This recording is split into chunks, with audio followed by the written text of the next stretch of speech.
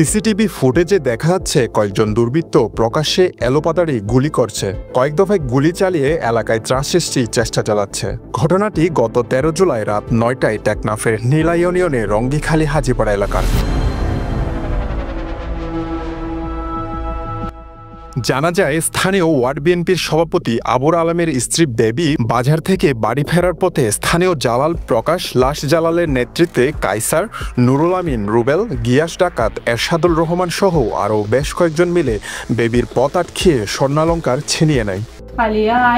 আর বড় বড় গাড়ি ধরে কিছু মানুষ আর গাড়ির মাঝে ধাক্কা দেওয়ার পর দেখি কিছু মাদক ব্যবসায়ী অস্ত্র লয়ে আর গাড়ি ত্যাগারা ফলে ত্যাগানোর পরে আর কি করছে কত কি আছে বাইরঘর আর হয়তো আর তো কিছু নাই কত আছে বাইরঘর নহলে নদীলে হয়তো গুলি মারি মাথা তোলো গুলি ফেলাই যখন বই ফানোর পর কারণে আর কি করছে আতর আন্টি দুয়া গলা চেং কানার হামফুল ইন বাইর করে দি ফেলাই আর কিছু আর তো বেকম মাঝে টিয়াশিল 15,000 করে টিয়াইন ইতারা বেকর তোলা ফেলাই।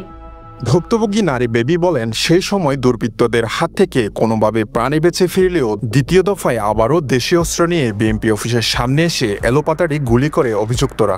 পরে আবার বেবির বাড়িতেও এলোপাতাড়ি গুলি করে তারা। এতে অল্পের জন্য প্রাণে বেঁচে যায় তার সন্তান। এই ঘটনায় জড়িতদের বিরুদ্ধে মামলার প্রস্তুতি নিচ্ছেন বলে জানান ভুক্তভোগী পরিবার। আরো দুই গাড়ি অস্ত্র লয়ে আইরা আর দোয়ান অফিস আছে বিএনপির অফিস আছে গুলিগড় তো আর কি ছিল সামান্য আর খোয়া আত্রি দিকে আমরা যেন অপরে দেয় আই তাড়াতাড়ি ঘর গলা ফলাই দিই। এই 4 জনের চিনি ইন হইলে লাজ জালাল গ্রুপর পয়েন্ট, একজনের নাম হইলে কাইসার, আর জনের নাম হইলে নুরুল আমিন, আর জনের নাম হইলে রমজান আলী, আর জনের নাম হইলে রুক্তুফাইল।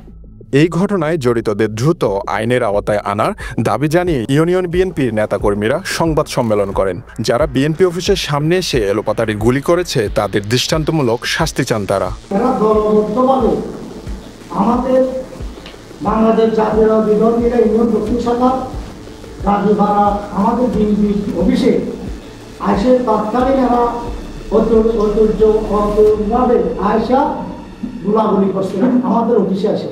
যত বড় শক্তিশালী হবেন না কেন, আমাদের যে গুলাগুলি করছে তাদেরকে ভিডিও ফুটেজ দেখে আইনগত ব্যবস্থা করার জন্য আমাদের দাবি থাকবে। 9টার দিকে আমরা দোকানে ছিলাম, হঠাৎ করে একদল সন্ত্রাসী এসে আমাদের এলোপাতাড়ি গুলি করছে অফিসে। তো এলোপাতাড়ি গুলি করার পর ওরা চলে গেছে। চলে যাওয়ার পরে এই গুলির টোটাগুলো ছোট ছোট ছেলেরা পেয়েছে। আমি এখানে জমা করে আমার ওয়ার্ডের সাংগঠনিক সম্পাদকের দেখাবার জন্য রাখছি। ঘটনার পরপরই অভিযুক্তরা ভুক্তভোগী পরিবারকে নানানভাবে হত্যার হুমকি দেওয়ায় গৃহবন্দী জীবনযাপন করছেন তারা। তাই এই ঘটনায় জড়িতদের দ্রুত আইনের আওতায় আনার দাবি তাদের।